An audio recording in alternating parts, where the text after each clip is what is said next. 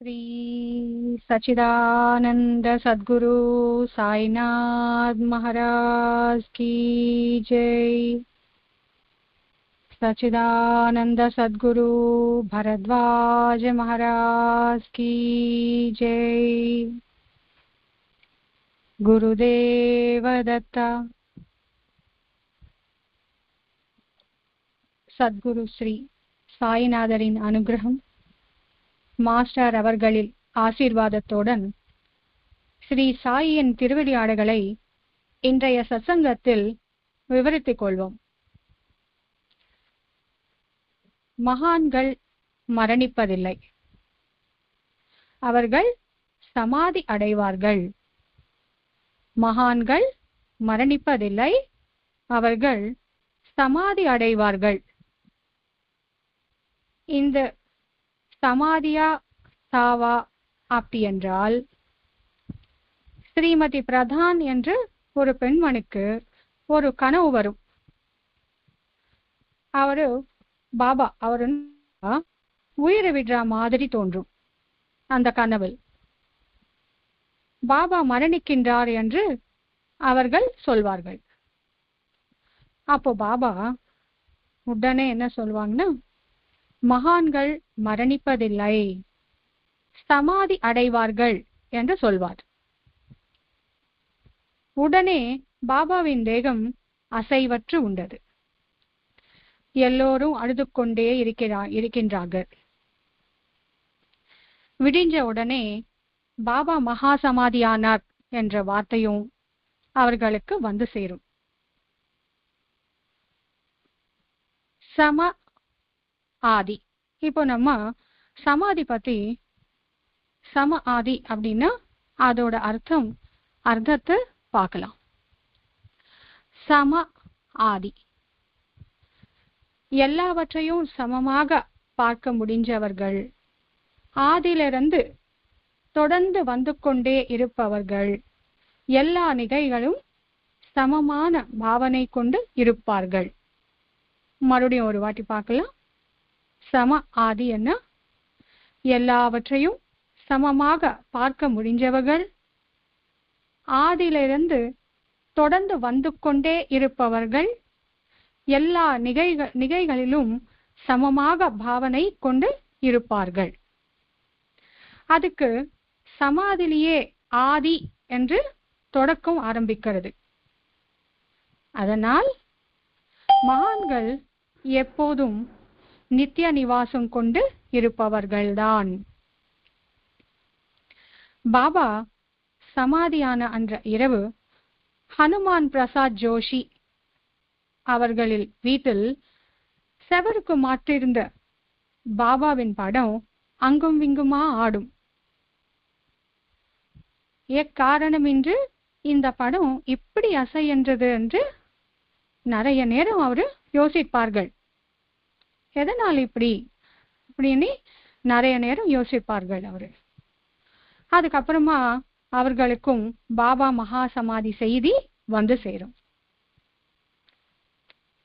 மூன்றாவது நாள் MW பிரதான் அவர்களின் அன்னிக்கு பாபா கனவில் தோன்றி, உங்களில் பையில் இருக்கின்ற பீதாம்பரத்தை அனுப்பி சமாதி மேல் போர்வையாக வைக்க சொல்லுவார். அந்த அம்மாவுக்கே தெரியாது, அது அந்த அம்மா மறந்துருப்பாங்க. அவங்க கிட்ட ஒரு பீதாம்பரத்தை இருக்குன்ற விஷயமே மறந்துருப்பாங்க. ஆனால் சமாதிக்கு அப்புறம் கூட நான் இங்கே இருப்பேன், நான் உங்க கூட இருப்பேன், நான் எங்கேயும் போகல அப்படின்றது தெரியப்பட்டதுக்காக பாபா MW பிரதான் அவர்களோட அன்னிகை கனவில் தோன்றி, உங்கள் பையில் இருக்கின்ற பீதாம்பரத்தை அனுப்பி என் சமாதி மேல் போர்வையாக வைக்க சொல்லுவார். அவர்கள் வந்து பார்த்தா வீட்டுல அந்த மாதிரி ஒரு பட்டு வஸ்திரம் இருக்கும். ஆச்சரியப்பட்டு அது ஞாபகம் வந்து ஷிரடியை அது அனுப்புவார்கள். அவங்க ரொம்ப ஆச்சரியப்படுவாங்க. அதுக்கப்புறம் அந்த வஸ்திரம் ஷிரடிக்கு அனுப்புவார்கள். இங்க இன்னொரு விஷயம் நம்ம நல்லா கவனிக்கணும். இந்த தேகந்தா நாம் என்ற பிரமை கொண்டு வாழ்ற மக்களுக்கு மரணமும் ஜனனமும் இருக்கும். நம்ம மாதிரி நம்மளா என்ன நினைப்போம், இந்த தேகம்தான் நாம், இந்த பேரு தான் நான். ஒருத்தருக்கு மனைவி, ஒருத்தருக்கு அம்மாவா, ஒருத்தருக்கு சிஸ்டர், இந்த மாதிரி இதே நான் அப்படின்ட்டு நம்ம நினைப்போம். இந்த மாதிரி தேகம்தான் நாம் என்ற பிரமை கொண்டு வாழ்ற மக்களுக்கு மரணமும் ஜனனமும் இருக்கும். ஆனால் மரணத்தில் மேல் விஜயம் சாதித்த மகான்களுக்கு மரணம் என்பது இல்லை. சாயி தேகத்தோட இருக்கும்போது அந்த தேகத்துக்கு மட்டும் கட்டுப்பட்ட பகுதியில் அவர் இல்லை. எப்பவுமே அவரு அந்த தேகத்துக்கு மட்டும் கட்டுப்பட்ட பகுதியில் அவர் இல்லை. எண்ணற்ற ரூபங்களில் அவர் பரமாத்மாவா, பரம்பொருளாகவே வாழ்ந்து காட்டினார். அவருக்கு மரணம் என்றது எப்படி சாத்தியம்? இதுக்கு ஒரு சின்ன நிகழ்வு முன்னாடியே நடந்தது. அது என்னன்னு இப்போ பார்க்கலாம்.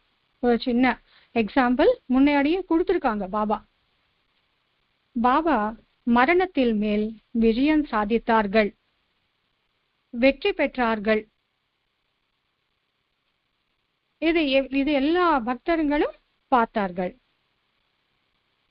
ஆகஸ்ட் 13, 1886 சாயி ஆஸ்துமா நோயால் ரொம்ப கஷ்டப்படுவார்கள்.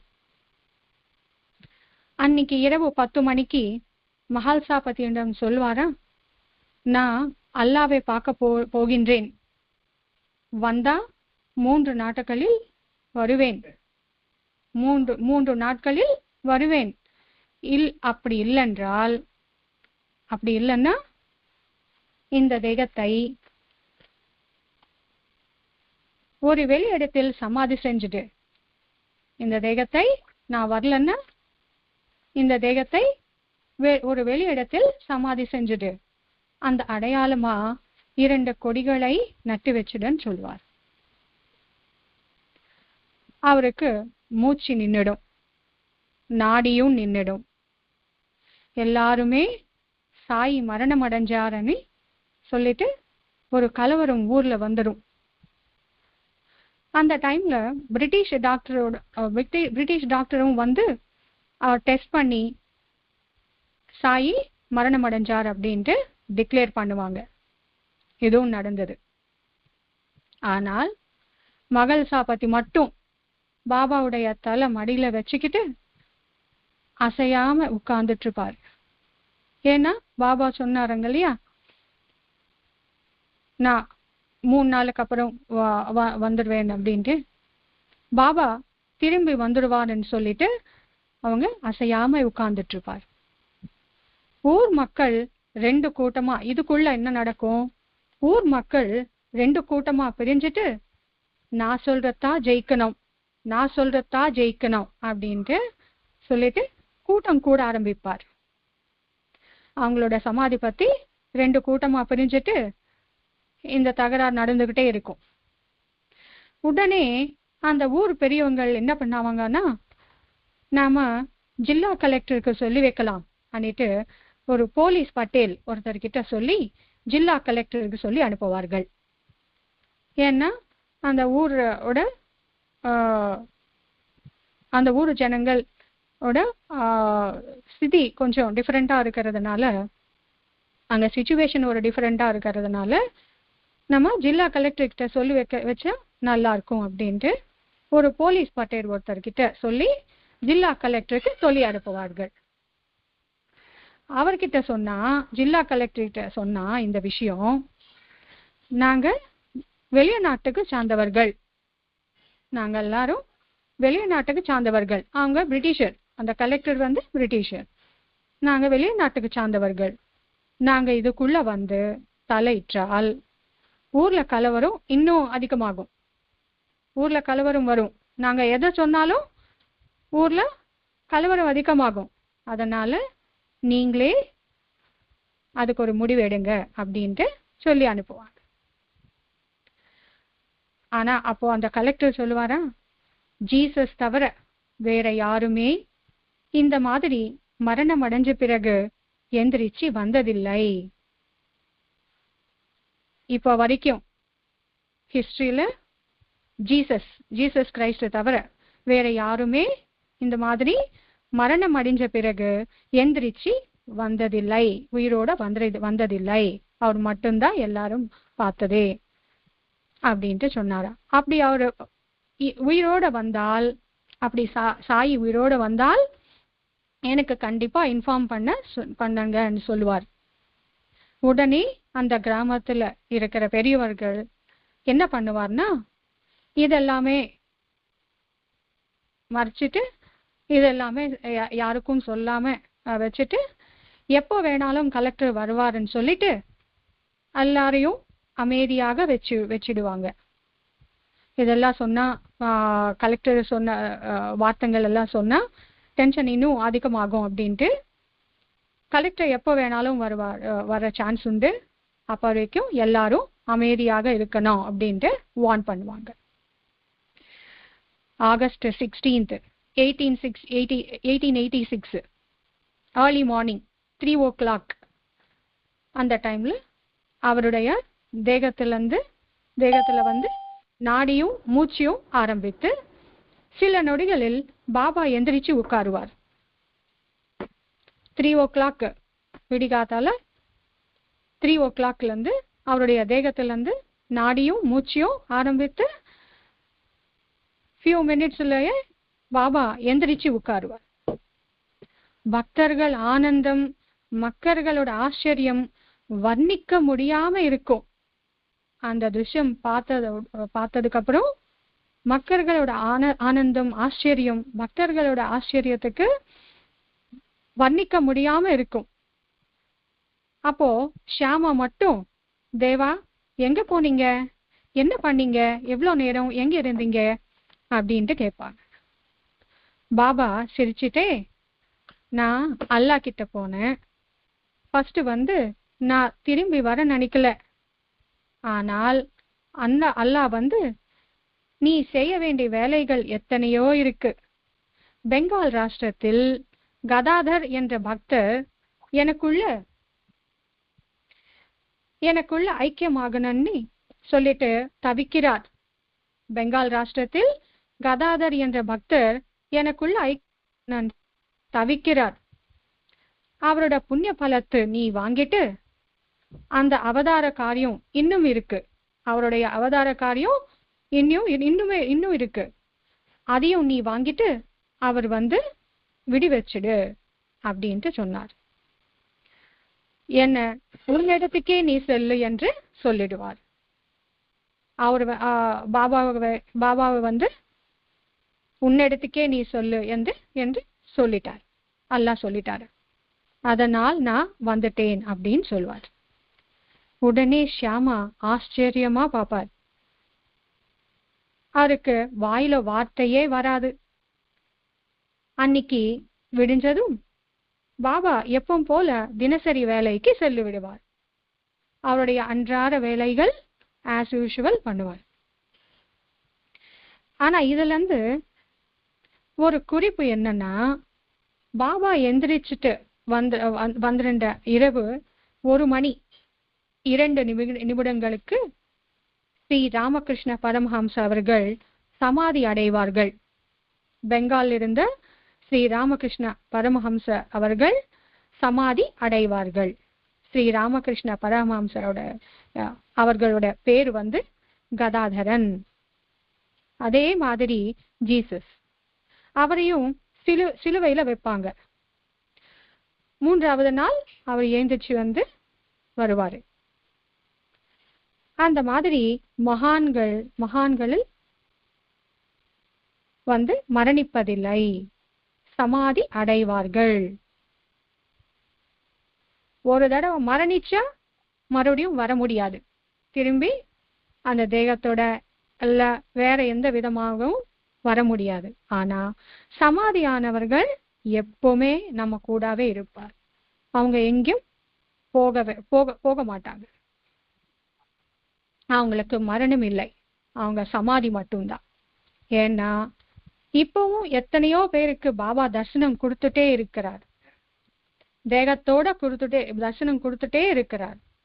இந்த சமாதி பற்றி நம்ம சொல்லும் போது, மகான்கள் பற்றி தெரிவிக்கும் போது, நம்ம அனைவருக்கும் பரம பூஜ்ய நம்ம குருவான ஆச்சாரிய ஸ்ரீ எக்கிரால பரத்வாஜ மாஸ்டர் அவர்களோட ஒரு இன்சிடென்ட் பத்தி சொல்லணும். ஸ்ரீ பரத்வாஜ மாஸ்டர் அவர்கள் ஒரு இடத்துல உபன்யாசம் சொல்லி கொண்டே இருக்கும்போது ஒருத்தர் வந்து அவர்கிட்ட கேட்பார்களா, மாஸ்டர், நீங்க உங்களுடைய உயிர் பிரிஞ்சதுக்கு அப்புறம் உங்களை எரிப்பார்களா புதைப்பார்களா அப்படின்ட்டு சொல்லிட்டு என்ன கேட்டாங்க பாருங்க அவங்க. அப்போ மாஸ்டர் சொல்லுவாரா, நான் என்னோட பிள்ளைகளையும் மற்றவர்களையும் சமமாக பார்த்து கொண்டிருந்தால் என்ன சமாதி செய்வார்கள் என்று சொல்லுவாரா மாஸ்டர். மறுபடியும் பாருங்க, நான் என்னுடைய பிள்ளைகளையும் மற்றவர்களையும் சமமாக பார்த்து கொண்டிருந்தால் என்ன சமாதி செய்வார்கள் என்று சொல்லுவாரா மாஸ்டர் என்று ஸ்ரீ சாய்பாபாவின் திருக்கோயிலில் அவரின் மடியில் உட்கார்ந்த செல்ல பிள்ளை மாதிரி அவருடைய சமாதி ஒங்கோலில் பாபா மந்திரத்திலேயே ஏற்பட்டது என்றால் மகான்களுக்கு எல்லாருமே சமமன்ற பாவனை நிரூபிச்சிருக்கார் நம்ம மாஸ்டர். எல்லா மகான்கள் போல நம்ம மாஸ்டர் அவர்களும் மகா சமாதி பிறங்கும் அவரை சரணடைஞ்சற்று மக்களுக்கு தர்சனம் கொடுத்திருக்கிறார். இப்போதுக்கும் மாஸ்டர் அவர்கள் சமாதிக்கு பிறகும் அவரை சரணடைஞ்சற்ற மக்களுக்கு தர்சனம் கொடுத்திருக்கிறார். அவரும் ஒரு மகான் என்பது நம்ம எப்படி அடையாளம் காண வேண்டும் என்று அந்த விஷயம் மாஸ்டர் வந்து ஒரு மகான் என்பது நம்ம எப்படி அடையாளம் காண வேண்டும்னா, மாஸ்டர் அவர்கள் அதே மறுபடியும் இன்னொரு வாட்டி சொல்லிக்கலாம். மாஸ்டர் அவர்கள் ஒரு வாட்டி சத்சங்கம் சொல்லிக்கிட்டே இருக்கும் போது ஒருத்தர் எந்திரிச்சிட்டு, மாஸ்டர், நீங்க மரணத்துக்கு பிறகு உங்க தேகத்தை எரிப்பார்களா புதைப்பார்களா என்று கேட்டார். நாமளா இருந்தா என்ன செய்வோம்? அப்படி யாராவது நம்ம கிட்ட வந்து அந்த கேள்வி கேட்டாங்கன்னா நம்மளா இருந்தா என்ன செய்வோம்? என்ன இந்த கேள்வி, இப்படியெல்லாம் ஒரு கேள்வி கேட்கலாமா? கொஞ்சமாவது அறிவில்லையா? இப்படியெல்லாம் திட்டுவோம், நம்ம ரொம்ப கோபம் வரும். ஆனா மாஸ்டர் மட்டும் அமைதியா சொன்னாரா, நான் என்னுடைய பிள்ளைகள் எப்படி பார்த்தேனோ மற்றவர்களும் அதே மாதிரி சமமாக பார்த்திருந்தால் என்னை புதைப்பார்கள் என்று மாஸ்டர் சொன்னார்களா. பாபா போல அவரும் ஒரு மகான் இல்லைன்னா அவ்வளோ அமைதியா அந்த பதில் கொடுக்க முடியாது. யாரானாலும் அந்த மாதிரி ஒரு கேள்வி கேட்டாங்கன்னா உடனே கோபம் வரும். ஆனா அவருக்கு அந்த மாதிரி கோபமே வரல. இதுலயே நமக்கு நல்ல ஒரு விஷயம் கிளியரா தெரியுது, பாபா போலவே அவரும் ஒரு பெரிய மகான், அவருக்கும் எல்லாருமே சமம் என்பது நிரூபித்த மாதிரி ஒங்கோலில் பாபா கோயில் வளாகத்திலேயே மாஸ்டர் அவர்களில் மகா சமாதி அமைந்தது. இந்த விஷயம் மறுபடியும் இன்னொரு வாட்டி அவருக்கு எல்லாருமே சமம் என்ற விஷயம் நிரூபித்தது. மகான்கள் அனைவரின் தன்மையை நாம் புரிஞ்சு கொள்ள வேண்டும். மகான்கள் அனைவரின் தன்மையை நாம் புரிஞ்சு கொள்ள வேண்டும். எதுக்காகனா தத்தாத்ரேயர் குணம் என்னன்னா, அவங்களுடைய குணாதிசயம் என்னன்றது பார்த்தால், தத்தாத்ரேய அவர்களுடைய குணாதிசயம் என்னன்றது பார்த்தால், அவங்க அந்த தேகத்தை விட்டதுக்கும் பிறகு தேகத்துக்கு காட்சிகள் தரக்கூடிய வல்லமை கொண்டவர்கள், தேகத்துக்கு காட்சிகள் தரக்கூடிய வல்லமை கொண்டவர்கள். அந்த அவதாரம் பரிசமாப்தி அடையவே அடையாது. தத்தாத்ரேய சுவாமியோட அவதாரம் எப்போதுமே பரிசமாப்தி அடையவே அடையாது. அதுக்கு எண்ட் அன்றது இல்லை. It is endless. ஏன்னா இந்த சுஷ்டில இருக்கிற எல்லா பிராணிகளும் ஜன்மராகித்யம் ஆகிற வரைக்கும், அது சாதிக்கிற வரைக்கும் தத்தாத்ரேயர் அந்த இந்த பூமி மேல் நடையாடுவார். ஏன்னா அவரு வந்ததே எல்லாருக்கும் முக்தி கொடுக்கறதுக்கும் அந்த அந்த மார்க்கத்துல நிர்தேசனம் பண்றதுக்கு தான். அதனால் தத்தாத்ரேயர் எப்போதுமே அவதாரம் பரிசமாப்தி பண்ண மாட்டார். இப்போ திரு தத்தாத்ரேயர் சுவாமியோட அவதாரங்கள் பார்க்கலாம். ஸ்ரீபாத ஸ்ரீவல்லவர் ஆகட்டும், நிருசிம்ம சரஸ்வதி சுவாமி ஆகட்டும், மாணிக்ய பிரபு மகாராஜ் ஆகட்டும், அக்கல்கோட் சுவாமி ஆகட்டும், ஸ்ரீ சாய்பாபா ஆகட்டும், சத்குரு ஸ்ரீ பரத்வாஜ சுவாமி ஆகட்டும், எல்லா தத்த பரம்பரையும் இன்னை வரைக்கும் எல்லா அவதாரமும் பக்தர்களுக்கு காட்சி அளித்து கொண்டே இருக்கிறார்கள். ஆகையால் இந்த பூமியில் தத்த பாதுகை எப்போதுமே இருந்து கொண்டே இருக்கும் என்பதற்கு அவர்கள் மகா சமாதி அடைவார்களே தவிர அது மரணம் கிடையாது என்பது இந்த சாப்டர்ல நமக்கு மிகவும் டீட்டெயிலா சொல்லிருக்கிறாங்க. நம்ம மாஸ்டர் இந்த சாப்டர்ல இந்த விஷயம் பத்தி மிகவும் டீட்டெயிலா சொல்லியிருக்கிறார். அது பிறகு பாபா சரீரத்தை அவங்க புதன்கிழமை அன்னைக்கு ஒரு வாகனத்தை வச்சு அதுக்கு ஒரு சந்திரன் போல ஆச்சாதனை ரெடி பண்ணி அந்த கிராமம் முழுவதும் ஊர்வலமாக கொண்டு வந்து பூட்டிவாடாவுக்கு முரளிதரனுக்காக செஞ்சு அந்த மேடையில் பாபா தேகத்தை வச்சு சமாதி செஞ்சார்கள். 36 மணி நேரத்துக்கும் பிறகும் அவருடைய தேகம் அதே மாதிரி இருந்தது. அது மரணமா இருந்தா சாத்தியம் அது முடியாது. அப்படி இருக்க முடியாது. அந்த தேகம் அதே மாதிரி இருக்க முடியாது. நமக்கே தெரியும் இந்த விஷயம். அது மரணமா இருந்தா அது சமாதி ஆகிறதுனால அவர் தேகம் அப்படியே இருந்தது. கஃப்னி நீக்கவும் மிகவும் எளிதாக இருந்துதான். கஃப்னி கூட நீக்கிறதுக்கு மிக எளிதாக இருந்துதான். புதன்கிழமை அன்னைக்கு பாபா வாயில் சிறிது ரத்தம் வந்தது. பாபா கிட்ட இருந்த அந்த செங்கல் உடைஞ்சது இல்லைங்களா? பாபா எப்பவுமே அவரோட குரு பிரசாதம் அப்படின்ட்டு பாத்துக்கிற அந்த செங்கல் சிறிது நாளுக்கு முன்னாடி உடைஞ்சது இல்லைங்களா? அது அவர் தலையணையாக வச்சு மகா சமாதி கட்டுமான வேலை முடிஞ்சது. எல்லாரும் நினைச்சார்கள் பாபா தேகத்தை விட்டாரன்னிட்டு. அவ்வளவுதான், பாபா இன்னுமே இல்ல அப்படின்ட்டு நினைச்சார்களாம். அன்னைக்கு ஆரத்தி கொடுக்கறதுக்கு கூட ஜோக் வரமாட்டார். எப்பவுமே ஜோக் வந்து ஆரத்தி கொடுக்கற வேலையெல்லாம் அவருதான் பாத்துக்குவாரு.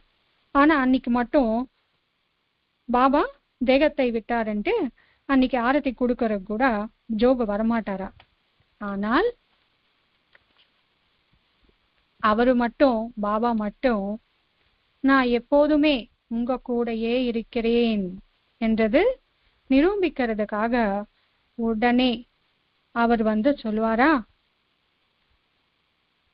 நான் மரணித்தேன்ட்டு ஜோக் வரமாட்டாரு ஆரத்தி கொடுக்கறதுக்கு. அதனால நீ வந்து ஆரத்தி பூஜா செய் அப்படின்ட்டு லக்ஷ்மண் மாமா ஜோஷிக்கு சொப்னத்துல பாபா வந்து சொல்வார். எதற்காக?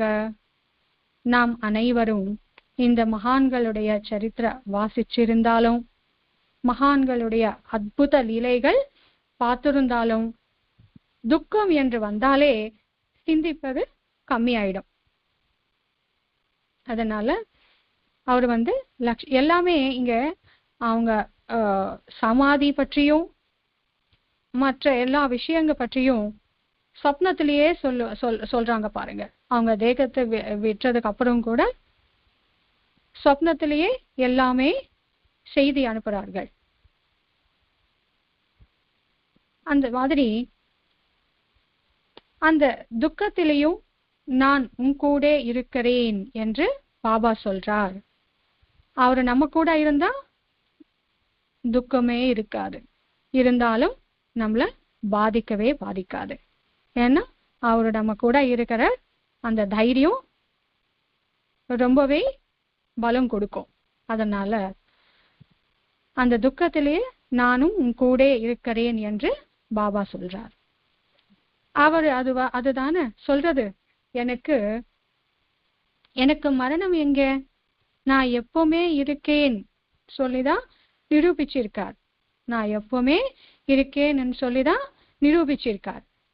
இன்னைக்கும் அவரோட சமாதி தர்சனம் பற்றி பண்ணிக்கிட்டு அவர் அனன்யமா சரணுடைய பக்தர்களுக்கும் பாபா மிகவும் எளிதாக காட்சி கொடுத்து கொண்டே இருக்கிறார். எதுக்காக மாஸ்டர் இவ்வளோ டீட்டெயிலா நமக்கு சொல்லியிருக்காருன்னா, இந்த விஷயம் பற்றி எல்லாரும் செய்யற தவறு ஒண்ணு இருக்கும். யாரோ ஒருத்தருவ குருவா நினைச்சுக்கிட்டே இருப்பாங்க.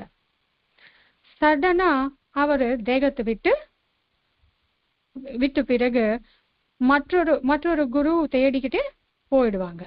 அந்த குருவா நினைச்சவங்க தேகத்தை விட்டதுக்கு அப்புறம் இன்னொரு குரு தேடிக்கிட்டு போயிடுவாங்க.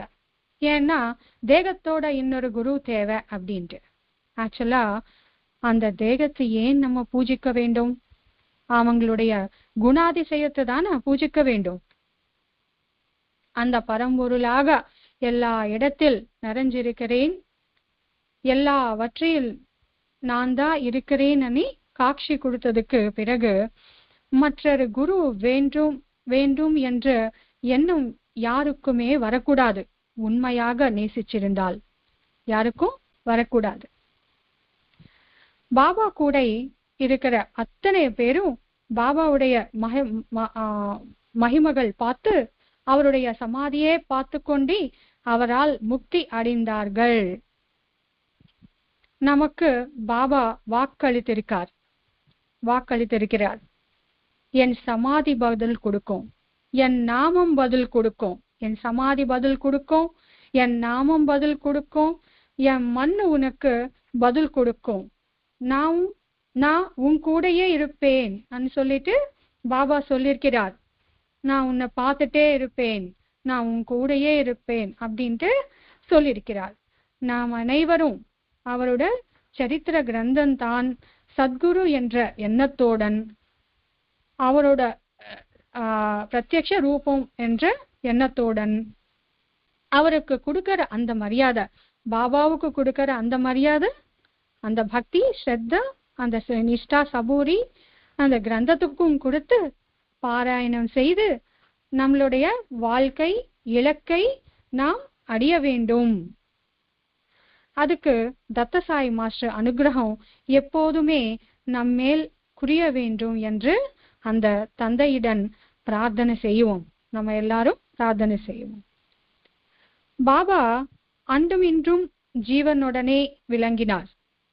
பாபாவுக்கு உண்மையான இறப்பு அல்ல என்றால் பிறப்பு என்பது அவருக்கு எத்தகையது? பாபாவுக்கு உண்மையான இறப்பு அல்ல என்றால் பிறப்பு என்பது அவருக்கு எத்தகையது? பகவத்கீதை எதற்கெல்லாம் பிறப்பு அல்லது ஆரம்பம் உண்டோ அதற்கெல்லாம் இறப்பு அல்லது முடிவு நிச்சயம் உண்டு. இறப்பு இல்லாமல் எது உள்ளதோ அதற்கு பிறப்பு இல்லை என்று கூறுகிறது. பகவத்கீதை என்ன சொல்லியிருக்குதுன்னா, எதற்கெல்லாம் பிறப்பு அல்லது ஆரம்பம் உண்டோ அதற்கெல்லாம் இறப்பு அல்லது முடிவு நிச்சயம் உண்டு. இப்போ இறப்பு இறப்பு இல்லாமல் எது உள்ளதோ அதுக்கு பிறப்பு இல்லை என்று கூறுகிறது. முதலில் கூறப்பட்டது உடலை பற்றி, இரண்டாவது பட்டுள்ளது ஆத்மாவை பற்றி. ஆத்மா அகங்காரத்திலிருந்து வேறுபட்டது. யார் ஒருவர் தம்மை உடலின்று கருதும் பொய்மையை வென்றவரோ அவரே பிறப்பும் இறப்பும் அற்ற பரிபூர்ண ஞானி ஆவார். அதே போல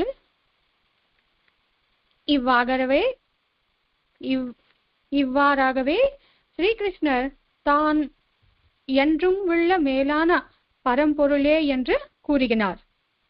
புத்தரும் கூட தாம் வரலாற்றின் படி பிறப்பதற்கு நீண்ட காலம் முன்பே தாம் இருந்ததாக உணர்ந்தார்.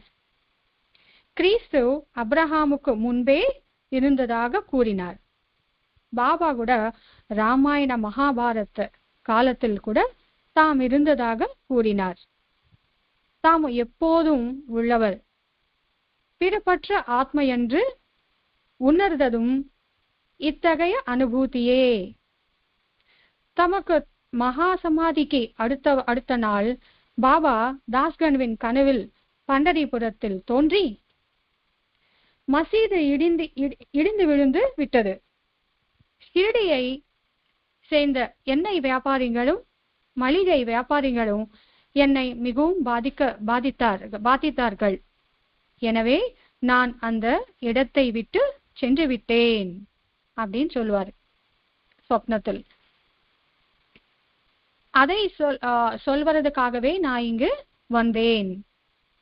நீ சீக்கிரமே போய் மாலைகளால் என் சமாதி மூடு என்றார். மறுநாள் காலையில ஷிரடியிலிருந்து பாபாவின் செய்தி கடிதம் மூலமாக தெரியுது. உடனே அவர் தன் சீடர்களை அழைத்துக் கொண்டு ஷிரடிக்கு வந்து பாபாவின் சமாதியை மாலைகளால் அலங்கரித்து நாம் நாள் முழுவதும் பஜனையும் கீர்த்தனையும் செய்கிறார். அநேக பக்தர்களுக்கு உணவளித்தார். சில நாட்களுக்கு பின் பாபா மற்றொரு பெண்மணியனுக்கு கனவில் தோன்றி, அவளது பெட்டியிலிருந்து மஞ்சள் நிற வேஷ்டியை தனது சமாதிக்கு போர்த்துவதற்காக அனுப்பும்படி கூறினார். 30வது நாள் நெருங்கிய உடனே வேறொரு பக்தரின் கனவில் தோன்று அந்த நாளை கொண்டாடும்படி கூறினார். அந்த பக்தரும் அந்த புனித நாளில் அநேக ஜனங்களுக்கு உணவளித்தார். சமாதிக்குள் இது போலவே பாபா நான் சமாதிக்குள் இருந்தாலும் கூட உயிரோடும் வீரயத்தோடும் இருப்பேன் என்று கூறினார். எனது சமாதிக்கு பிறகும் நீ என்னை நினைத்த உடனே நீ எங்கிருந்தாலும் நான் உன்னோட இருப்பேன் என்று கூறியது முற்றிலும் சரியே. அவர் தமது வார்த்தைகளில் படியே நடந்து வருகிறார். அதுவே சமாதி அடைந்தது ஆகும். கவிஞர் ஒருவர் என்ன சொன்னார் என்றால், பாபாவை பொறுத்தவரை இறப்பு தான் இறந்துவிட்டது, அவர் இல்லைன்னா பாபா அல்ல. பிறப்பு இல்லாத பாபா ஏன் மனித உடலில் வந்தார் என்றால், நான் இந்த உடல் என்ற உணர்வை நீக்க நாம அனைவரும் அந்த பரமாத்மாவின் உருவமே என்பதை அறிவதற்காகவே அதற்காக வந்திருக்கார். இந்த முழு உலகமும் தன் ரூபம், இந்த முழு உலகமும் தன் ரூபம், அதாவது குருவின் வடிவம் என்ற அனுபவத்தை தருவதற்காகவே ஸ்ரீ சாய்நாதர் வந்தார்.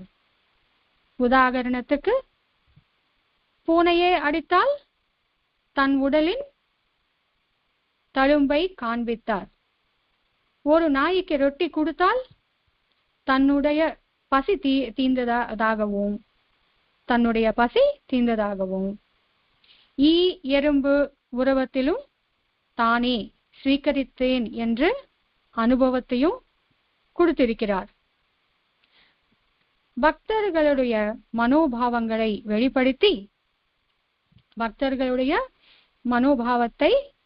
வெளிப்படுத்தி அனைவரும் தன்னுடைய ஸ்வரூபமாக நிரூபித்தார். இதனால் தேகாத்ம சரீர உணர்வுக்கு அப்பாற்பட்டுள்ளது என்று நிரூபித்தார். தேகாத்ம சரீர உணர்வுக்கு அப்பாற்பட்டது என்று நிரூபித்தார்.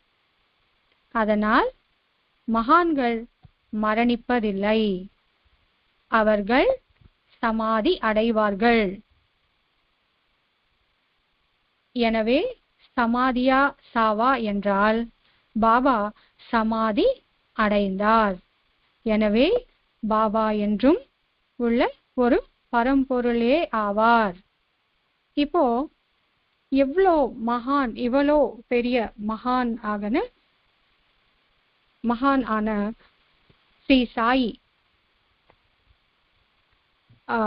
ஆசீர்வாதம், அவர்களுடைய சந்நிதி நமக்கு வந்ததுக்கு அப்புறம் நம்ம அவங்கள எவ்வளோ கேர்ஃபுல்லா ஃபாலோ பண்ணணும் அப்படின்னா, நம்ம மனசுக்குள்ள எந்த ஒரு சந்தேகம் இல்லாம அவங்களோட பாராயண பூஜா செஞ்சுக்கலாம். அப்படின்னா சந்தேகம் அப்படின்னு எதுக்கு சொல்றேன்னா, இப்போ யாராவது நம்ம பூஜை பண்ணணும் இல்ல ஏதாவது செய்யணும் அப்படின்னா உடனே நமக்கு என்கிட்ட இவ்வளோ பணம் இல்லை, எப்படி நம்ம ஆர்ப்பாட்டமா செய்யறது? பாபா என்ன சொல்லுவாருன்னா, தேவையில்லை, அந்த மாதிரி ஆர்ப்பாட்டமான பூஜை தேவையில்லை. ரொம்ப சிம்பிளா உனக்கு இருக்கிற தகுதியை வச்சுக்கிட்டு பூஜை பண்ணிக்கோ, தாராளமா ஆஹ்லாதமா பாராயண பண்ணிக்க அப்படின்னு சொல்லுவாரு. எனக்கு நான் பாபாவை ஒரு தேவதை மாதிரி பூஜை செய்யாம நம்ம அப்படின்னா குருவாரம் மட்டும் ஒரு தர்ஸ்டே மட்டும் பாபா கோயிலுக்கு போறது வர்றது, அவரும் ஒரு நாள் வாரத்துல ஒரு நாள் அப்படின்றது இல்லாம எப்பவுமே எந்த காரியம் செய்யிருந்தாலும் நம்ம மனசில் அவங்கள பற்றி நினைச்சுக்கிட்டே இருக்கிட்டு, எந்த காரியம் வீட்லயும் வெளியும் நம்ம ஜாப் செய்யும் போது வீட்டுல இருக்கும் போது எது பண்ணாலும் அவங்களுக்கே நம்ம இந்த காரியம் செய்வோம். நம்ம கூடவே இருக்கார், அவருக்காகவே நம்ம இதெல்லாம் செய்வோம். நம்ம வீட்லயே இப்ப உட்கார்ந்து இருக்காங்க, அவங்களா இருந்தா அவங்க ஒரு தேகமா அங்க உட்கார்ந்து இருந்தா நம்ம எப்படி அவங்கள பாத்துக்கிறோமோ அதே மாதிரி அவங்களோட படத்துக்கும் அவருக்கும் வித்தியாசம் இல்லை என்றது எத்தனையோ நிதர்சனங்கள் கொடுத்திருக்கிறதுனால அவங்கள நம்ம கூட ஒரு மனிதனாகவே நம்ம கூடவே இங்க ஒரு மாணவனாகவே இங்கே இருக்காங்க, அந்த ரூபத்திலே அங்கே இருக்காங்க அப்படின்ட்டு எப்பவுமே ஞாபகம் வச்சுக்கிட்டு எல்லா காரியம் பண்ணும்போது இதெல்லாம் உங்களோட சந்தோஷத்துக்கு தான் நான் பண்றேன் அப்படின்ட்டு நீங்க பண்ணீங்கன்னா அதோட நல்ல பலிதம் எல்லாமே உங்களுக்கு இன்னும் அதிகமாக சேரும், நமக்கு சேரும். சோ இதுதான் மாஸ்டர் எப்பவுமே நம்ம கிட்ட சொல்றதும், அதுதான் பிராக்டிஸ் சொல்றதும் உண்டு. அதனால் எல்லாருமே நம்ம அந்த பாபாவை மாஸ்டர்கள் அவர்களின் சரியான முறையில் பூஜை பண்ணிக்கிட்டு அவங்கள ஃபாலோ பண்ணிக்கிட்டு அவங்க சொன்ன ஒரே ஒரு வார்த்தையாவது, ஏதாவது ஒரு வார்த்தை, ஏதாவது ஒரே ஒரு சென்டென்ஸ், ஒரு லைனாவது நம்ம அந்த கிரந்தத்துல இருந்து எடுத்துக்கிட்டு அது மட்டும் ஃபாலோ பண்ண ஆரம்பிச்சோம்னா கண்டிப்பா நிச்சயமா மற்றது எல்லாமே அதுக்குள்ள வந்துடும். ஏன்னா ஒரு பாயிண்ட்ல கம்பாஸ் வச்சு ஒரு ரவுண்டு ஒரு சர்க்கிள் போட்டா அதுக்குள்ள ஒரு ஃபுல்லாவே அந்த பிளேஸ் எல்லாமே அந்த சர்க்கிள் எப்படி ஆக்குபை பண்ணுதோ, ஒரு பாயிண்ட் மட்டும் இல்லாம மற்ற எல்லா ஃபுல்லா அந்த பாயிண்ட் எல்லா அந்த பாயிண்ட்டுக்குள்ள இருக்கிற சர்க்கிள்ல உள்ள எல்லா பிளேஸ் எப்படி ஆக்குபை பண்ணதோ அதே மாதிரி நீங்க நம்ம ஒரு வார்த்தையை ஒரு பாபா சொன்ன ஒரே ஒரு விஷயம் மட்டும் பிராக்டிஸ் பண்ணோம்னா மற்ற எல்லா விஷயங்கள் தன்னாலே வந்து சேரும், நமக்குள்ள வந்து சேரும் என்றது சொல்லிக்கொண்டே சத்குரு சாய்நாத் அவர்களுக்கும் சத்குரு பரத்வாஜ சுவாமி அவர்களுக்கும் தத்த சுவாமி அவர்களுக்கும் நமஸ்கரித்து ஸ்வஸ்தி வேண்டிக்கிறேன்.